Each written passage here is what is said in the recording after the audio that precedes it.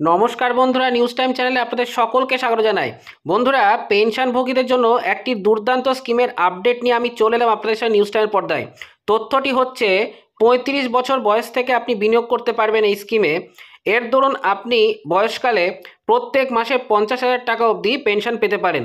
তো বন্ধুরা, এই স্কিমটির কি নাম, কিভাবে কোথায় গিয়ে আপনাদেরকে আবেদন জানাতে হবে, কারা কারা আবেদনের জন্য যোগ্য হবেন, কি কি ডকুমেন্টসের প্রয়োজন হবে ইত্যাদি বিভিন্ন বিষয় নিয়ে বিস্তারিত তথ্যটি আমরা আজকের এই ভিডিওটিতে জেনে নেব।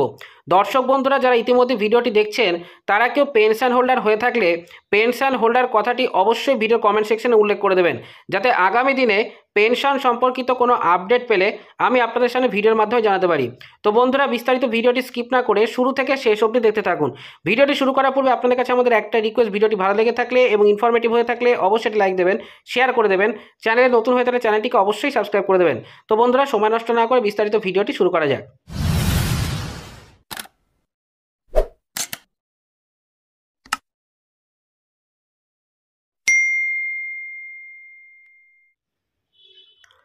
অবসর নেওয়ার পরিকল্পনা করছেন, অথচ ভবিষ্যতের চিন্তা আপনার পিছু ছাড়ছে না? তাহলে আজকের এই প্রতিবেদনটি রইল শুধুমাত্র আপনাদের জন্য।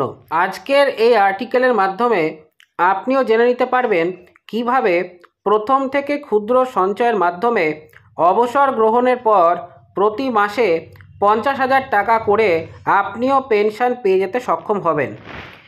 শুনতে চমক লাগলেন, কিন্তু এটাই সত্যি।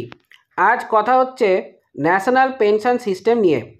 এনপিএস একটি সরকারি প্রকল্প যা সরকার সাধারণ মানুষের বৃদ্ধ বয়সকে সুরক্ষিত করার জন্য বিশেষভাবে তৈরি করেছে। এই প্রকল্পের মাধ্যমে আপনিও ভালো পরিমাণ টাকা পাবেন এবং আপনি প্রতি মাসে নিজের জন্য পেনশনের ব্যবস্থাও করেন। এনপিএস প্রথমে শুধুমাত্র সরকারি কর্মচারীদের জন্য চালু করা হয়েছিল, পরে অবশ্য তা দেশের সব নাগরিকদের জন্য খুলে দেওয়া হয়।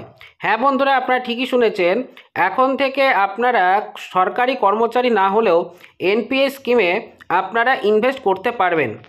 একটু বুঝে শুনে চললে আপনি এই প্রকল্প থেকে প্রতি মাসে ৫০,০০০ টাকার বেশি পেনশন পেতে পারেন।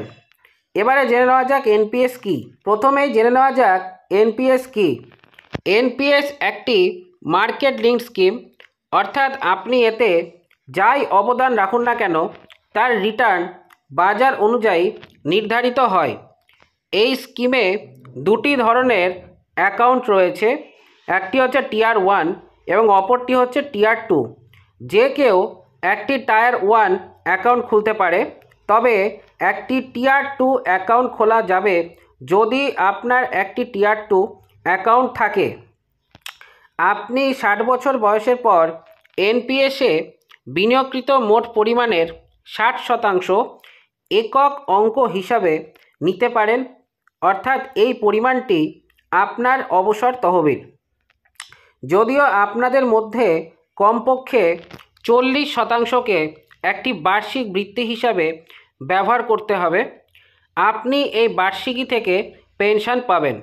আপনি কত পেনশন পাবেন তা নির্ভর করে আপনার বার্ষিক বৃত্তির ওপরে। এইভাবে ৫০,০০০-এরও বেশি পেনশন মিলবে। ধরুন আপনি ৩৫ বছর বয়সে এনপিএসে বিনিয়োগ শুরু করেন, তবে আপনাকে টানা 60 বছর ধরে এই স্কিমে বিনিয়োগ করতে হবে। অর্থাৎ আপনাকে 25 বছরের জন্য এই স্কিমে বিনিয়োগ করতে হবে। প্রতি মাসে ৫০,০০০-এর বেশি পেনশন পেতে হলে প্রতি মাসে কমপক্ষে 15,০০০ টাকা বিনিয়োগ করতে হবে। এনপিএস ক্যালকুলেটর অনুসারে আপনি যদি টানা 25 বছর ধরে মাসে 15,০০০ টাকা বিনিয়োগ করেন, তবে আপনার মোট বিনিয়োগ ৪৫ লক্ষ টাকা হবে। 10% হারে এতে সুদ মিলবে ১,৫৫,৬৮,৩৫৬ টাকা। এইভাবে আপনার মোট ২,৬৮,৩৫৬ টাকা থাকবে।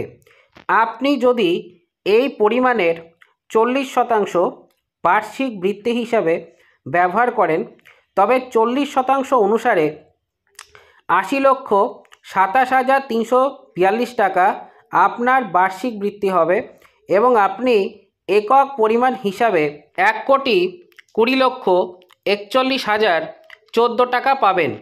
যদি আপনি বার্ষিক পরিমাণের উপরে 8% পর্যন্ত রিটার্ন পান, তবে আপনি প্রতি মাসে 53,516 টাকা পেনশন পাবেন। হ্যাঁ বন্ধুরা, এইভাবে আপনারা সিস্টেমেটিক ওয়েতে যদি ইনভেস্ট করে থাকেন তাহলে মাসে 50,000 টাকা অবধি পেনশন পাবেন। বন্ধুরা, এনপিএস সংক্রান্ত বিষয়ে এই ছিল বিস্তারিত তথ্যটি আপনাদের কাছে কতটি গুরুত্বপূর্ণ লেগেছে তা অবশ্যই ভিডিওর কমেন্ট সেকশনে কমেন্ট করে জানাতে ভুলবেন না। এবং দর্শক বন্ধুরা যারা ইতিমধ্যে ভিডিওটি দেখছেন তারা কেউ পেনশন হোল্ডার হয়ে থাকলে পেনশন হোল্ডার কথাটি অবশ্যই ভিডিওর কমেন্ট সেকশনে উল্লেখ করে দেবেন, যাতে আগামী দিনে পেনশন সম্পর্কিত কোনো আপডেট পেলে আমি আপনাদের সামনে ভিডিওর মাধ্যমে জানাতে পারি। তো বন্ধুরা, দেখা হচ্ছে পরে ভিডিওটিতে।